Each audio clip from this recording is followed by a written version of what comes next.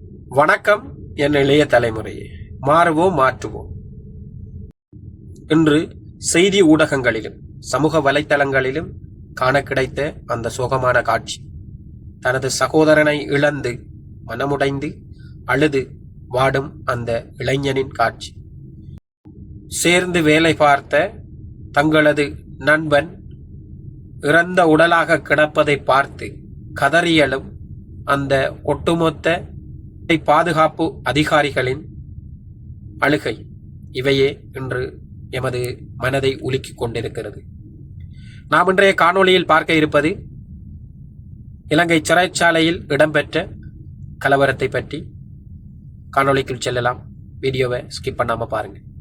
இலங்கை சிறைச்சாலை வரலாற்றில் நீங்கா வடுவாக மாபெரும் மனித பேரழிவாக மாறியுள்ள நீர்கொழும்பு சிறைச்சாலை வன்முறைகள் நாட்டின் ஒட்டுமொத்த பாதுகாப்பு மற்றும் சிறை நிர்வாக கட்டமைப்பின் பாரிய சீர்குலைவை உலகிற்கு வெளிச்சம் போட்டு காட்டியுள்ளன.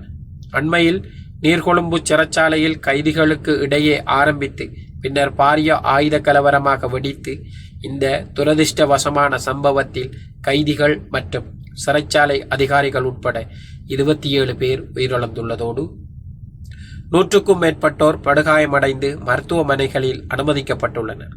இந்த கொடூரமான சம்பவத்தின் நதிமூலத்தை ஆராயும் போது இது ஏதோ தற்செயலாக நடந்த ஒன்றல்ல, மாறாக சிறைக்குள் மிக சுதந்திரமாக இயங்கி வரும் இரு பிரதான போதைப்பொருள் கடத்தல் பாதாள உலக குழுக்களுக்கு இடையிலான வன்மம் மற்றும் அதிகார போட்டியின் நேரடி விளைவே என்பதை முதன்மை செய்தி ஊடகங்களில் கள ஆய்வுகள் மிக தெளிவாக படம் பிடித்து காட்டுகின்றன. குறிப்பாக பூருமூனா எனப்படும் ரவிந்து வர்ணரங்கா என்ற போதைப்பொருள் மாஃபியா தலைவனுக்கும் அவனது முன்னாள் உதவியாளராக இருந்து பின்னர் தனக்கென ஒரு போதைப்பொருள் சாம்ராஜ்யத்தை உருவாக்க முயன்ற கடுவெல்கொட சுரேஷ் என்பவனுக்குள்ளும் இடையில் சிறைக்குள் புகைந்து கொண்டிருந்த முரண்பாடுகளே இக்கலவரத்தின் பிரதான மையப்புள்ளியாகும். ஒரு தரப்பின் சட்டவிரோத போதைப்பொருள் கடத்தல் விவரங்களை மற்றும் ஒரு தரப்பு சிறை அதிகாரிகளுக்கு காட்டிக் கொடுத்ததாக எழுந்த துரோக சந்தேகத்தின் பின்னணியில் இந்த இரு குழுக்களுக்கும் சிறைக்குள் ஆயுதங்களுடன் நேருக்கு நேர் மோதிக்கொண்டன. இலங்கை சிறைத்துறை வரலாற்றில் இதுவரை கண்டிராத வகையில் இந்த இருதரப்பு மோதலானது சிறை காவலாளர்கள் மற்றும் பாதுகாப்பு படையினர் மீதான திட்டமிட்ட மூர்க்கத்தனமான தாக்குதலாக மாறியது. கைதிகளுக்கு காலை உணவு பரிமாறப்பட்ட வேளையில் திட்டமிட்டபடி சிறை காவலர்களை தாக்கி முடக்கிய கைதி குண்டர்கள் அவர்களின் ஆயுதங்களை பறித்து கொண்டு சிறை வளாகத்திற்குள் தாறுமாறாக துப்பாக்கி பிரயோகம் செய்ய தொடங்கியதோடு சிறையின் பாதுகாப்பு கேமராக்களையும் அடித்து நொறுக்கினர். வன்முறை உச்சகட்டத்தை எட்டிய போது சிறைச்சாலையின் மருந்தகத்தை உடைத்து சூறையாடிய கைதிகள் அங்கிருந்த வலி நிவாரண மாத்திரைகளை போதை மாத்திரைகள் போன்று உபயோகித்து மேலும் வெறித்தனமாக மாறி வன்முறையில் ஈடுபட்டனர். இதே வேளையில் சிறையில் பெண்கள் பிரிவில் இருந்த பெண் பாதாள உலக குண்டர்கள் சிறையின் கூரை மீது ஏறி போராட்டத்தில் ஈடுபட்டமை இலங்கை சிறை வரலாற்றில் ஒரு புதிய அதிர்ச்சியை ஏற்படுத்தியுள்ளது. நிலைமை முற்றிலும் கட்டுப்பாட்டை மீறி ஒரு பாரிய சிறையுடைப்பு முயற்சிக்காக மாற முற்பட்ட போது போலீசாரும் இராணுவத்தினரும் விசேட அதிரடிப்படையினரும் துரிதமாக செயற்பட்டு சிறையின் வெளிச்சுற்று பகுதியை முற்றுகையிட்டு கண்ணீர் புகை பிரயோகம் மற்றும் துப்பாக்கிச் சூடுகளை நடத்தி நிலைமையை கட்டுப்பாட்டுக்குள் கொண்டு வந்தனர். எவ்வாறாயினும் இந்த வன்முறையில் 7 சிறைச்சாலை அதிகாரிகள் கடமையின் போது பரிதாபமாக உயிரிழந்ததோடு 20 கைதிகளும் கொல்லப்பட்டனர். தற்போது கிடைக்கப்பெற்ற தகவலுடன் சேர்த்து 8 அதிகாரிகள் கொல்லப்பட்டுள்ளனர். அந்த கொடூரமான அசம்பாவிதம் சுட்டிக்காட்டும் மிக முக்கியமான உள்கட்டமைப்பு பிரச்சனை இலங்கை சிறைச்சாலைகளில் காணப்படும் தாங்கிக் கொள்ள முடியாத கைதிகளின் நெரிசலாகும். தற்போது இலங்கையின் 4 அதி உயர் பாதுகாப்பு சிறைச்சாலைகள், நீர்கொழும்பு உட்பட 18 விளக்கமறியல் சிறைச்சாலைகள், 10 வேலை முகாம்கள் மற்றும் திறந்தவெளி சிறைச்சாலைகள் என பரந்துபட்ட கட்டமைப்பு காணப்பட்ட போதிலும் அவை எவையும் தற்போதைய கைதிகளின் எண்ணிக்கைக்கு போதுமானதாக இல்லை. ஒட்டுமொத்த இலங்கை சிறைச்சாலைகளும் தலா 10,000 கைதிகளை மட்டுமே உத்தியோகபூர்வமாக தடுத்து வைக்கும் கொள்ளளவை கொண்டுள்ளன. ஆனால் தற்போதைய அதிகாரபூர்வ புள்ளி விவரங்களின்படி 30,000 முதல் 40,000 வரையிலான கைதிகள் இந்த சிறைக்குள் அடைக்கப்பட்டுள்ளனர். அதாவது கொள்ளளவை விட 4 மடங்கு அதிகமான கைதிகள் மிக குறுகிய இடவசதிக்குள் திணிக்கப்பட்டுள்ளனர். வன்முறை வெடித்த நீர்கொழும்பு சிறைச்சாலையிலும் அதன் உத்தியோகபூர்வ கொள்ளளவை தாண்டி சுமார் 1800 முதல் 2400 வரையிலான கைதிகள் வைக்கப்பட்டிருந்ததே இந்த அளவு பாரிய கலவரத்தை உருவாக்குவதற்கும் உயிரிழப்புகள் அதிகரிப்பதற்கும் பிரதான உந்து சக்தியாக அமைந்தது. இத்தகைய நெரிசலான சூழல் கைதிகள் மத்தியில் கடுமையான மன அழுத்தத்தையும் ஆக்ரோஷத்தையும் உருவாக்குவதுடன் சுகாதார சீர்கேடுகளையும் வன்முறைகளையும் தூண்டுகிறது. அதைவிடவும் கவலைக்குரிய விஷயம் என்னவென்றால், சிறையில் உள்ளவர்களில் பெரும்பாலானோர் நீதிமன்ற தீர்ப்பின் மூலம் தண்டனை பெற்றவர்கள் அல்ல, மாறாக வழக்கு விசாரணைகளுக்காக காத்திருக்கும் விளக்கமறியல் கைதிகளே ஆவர். அண்மை காலமாக நாட்டில் முன்னெடுக்கப்பட்ட போதைப்பொருள் ஒழிப்பு சோதனைகளில் கைது செய்யப்பட்ட பல்லாயிரக்கணக்கான சந்தேக நபர்கள் முறையான புனை வசதிகளின்றி சிறைகளில் அடைக்கப்பட்டதால் இந்த நெரிசல் மேலும் அதிகரித்துள்ளது. போதைப்பொருள் கடத்தல்காரர்களும் சாதாரண குற்றவாளிகளும் என் கட்டநாயக்க விமான நிலையத்தில் போலி விசா குற்றச்சாட்டுகளில் கைது செய்யப்படும் சாதாரண தமிழர்களும் மற்றும் வெளிநாடுகளில் இருந்து நாடு கடத்தப்படும் தமிழ் கைதிகளும் இதே நீர்கொழும்பு சிறையில் தான் அடைக்கப்படுகிறார்கள். இதனால் இந்த மாஃபியா குழுக்களின் மோதல்களுக்கு மத்தியில் எவ்வித குற்றமும் செய்யாத சாதாரண மற்றும் தமிழ் கைதிகளின் உயிருக்கும் கடுமையான பாதுகாப்பு அச்சுறுத்தல் ஏற்பட்டுள்ளதுடன் அவர்களின் உறவினர்கள் மத்தியிலும் பெரும் பீதி நிலவி வருகிறது.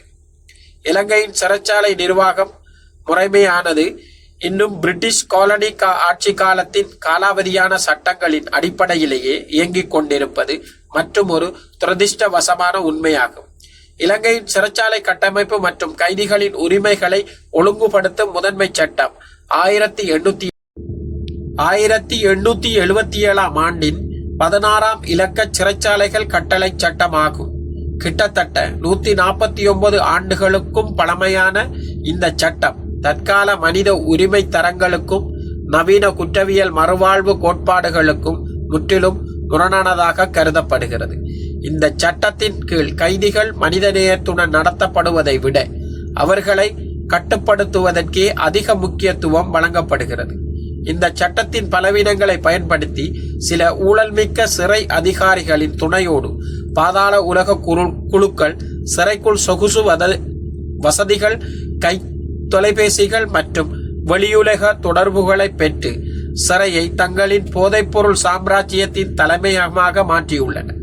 நாட்டின் நீதி அமைச்சர் ஹர்ஷன நாணயக்கார இந்த அசம்பாவிதத்திற்கு தான் பொறுப்பேற்பதாக கூறி நாடாளுமன்றத்தில் மன்னிப்பு கோரியுள்ளதோடு ஓய்வு பெற்ற உச்ச நீதிமன்ற நீதிபதி பிரியந்த பெர்னாண்டோ தலைமையிலான ஒரு விசேட விசாரணை ஆணைக்குழுவையும் அமைத்துள்ளார். மேலும் நீர்கொழும்பு சிறையில் மீண்டும் மோதல்கள் ஏற்படுவதை தவிர்க்கும் பொருட்டு அங்கிருந்து ஆபத்தான 700க்கும் மேற்பட்ட கைதிகள் அங்குணகொலபெலஸ்ஸ, போகம்பரை, அனுராதபுரம் மற்றும் பூசா அதிஉயர் பாதுகாப்பு சிறைகளுக்கு உடனடியாக இடமாற்றம் செய்யப்பட்டுள்ளனர். இறுதியாக நீர்கொழும்பு சிறைச்சாலையில் அசம்பாவிதம் என்பது வெறுமனமே இரு குழுக்களுக்கு இடையிலான மோதல் மட்டுமல்ல, அது காலாவதியான 1877 ஆண்டு சட்ட முறைமையும் அளவுக்கு அதிகமாக கைதிகள் நெருக்கடி மற்றும் சிறைக்குள் மலிந்து கிடக்கும் ஊழல் ஆகியவற்றின் கூட்டு தோல்வியாகும். கடந்த காலங்களில் 1983 கருப்பு ஜூலையில் வெலிக்கடை சிறையில் நடந்த தமிழ் அரசியல் கைதிகளின் படுகொலைகள், 2012 வெலிக்கடை சிறை மோதல் மற்றும் 2020 மகர சிறைச்சாலை கலவரங்கள் போன்ற வரலாற்று சோகங்களின் போது முறையான நீதியும் சீர்திருத்தங்களும் வழங்கப்படாததன் விளைவே இன்று நீர்கொழும்பில் 28 உயிர்கள் பலியாக காரணமாகியுள்ளது. இந்த மனித பேரழிவுக்கு பின்னராவது இலங்கை அரசாங்கம் வெறும் விசாரணை குழுக்களை அமைப்பதோடு நிறுத்தி கொள்ளாமல் காலாவதியான சட்டங்களை முற்றாக மாற்றி சிறைச்சாலைகளின் கொள்ளளவை அதிகரித்து கைதிகளை தண்டிக்கும் இடமாக அன்றி அவர்களை நல்வழிப்படுத்தும் மறுவாழ்வு மையங்களாக சிறைகளை மாற்ற சட்ட ரீதியான மற்றும் மனிதநேயமிக்க சீர்திருத்தங்களை அவசரமாக மேற்கொள்ள வேண்டும் என்பதே ஒட்டுமொத்த சமூகத்தினரதும் ஊடகங்களினதும் ஏகோபித்த எதிர்பார்ப்பாகும். சமீபத்தில் கிடைக்கப்பெற்ற ஒரு செய்தி என்னவென்றால், ஒரு அரசியல்வாதி கூறுகிறார், ஒரு முன்னாள் அமைச்சர் அவர்கள், இரட்டை பிரஜா உரிமை பெற்ற அந்த அமைச்சர் தற்போது அமெரிக்காவில் வசித்து வருகிறார். அவருக்கான கைது நடவடிக்கை தற்போது அரசாங்கத்தினால் மேற்கொள்ளப்பட இருப்பதன் காரணத்தினால் ஒருவேளை அவர் சார்ந்த அரசியல்வாதிகள் இலங்கை சிறையில் பாதுகாப்பு இன்மை இருப்பதாக காட்டி அவர் வசிக்கும் நாட்டில் அதனை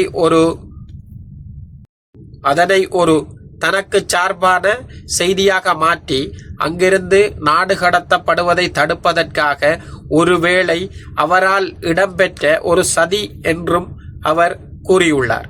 எனவே மக்கள் மத்தியில் எழுப்பப்படும் இன்னொரு சந்தேகம் என்னவென்றால், ஜனாதிபதி அவர்கள் பதவியேற்றதின் பின் போதைப் பொருட்களுக்கு எதிராக பல கைது நடவடிக்கைகள் மேற்கொள்ளப்பட்டதன் காரணமாக கைதிகள் கூடியுள்ளனர். எனவே இவ்வாறான ஒரு கலவரத்தை தூண்டுவதன் மூலம் கைதிகளின் எண்ணிக்கை குறைவதற்கான ஒரு வாய்ப்பு ஏற்படும் என்பதும் மக்களது ஒரு சந்தேகமாக உள்ளது.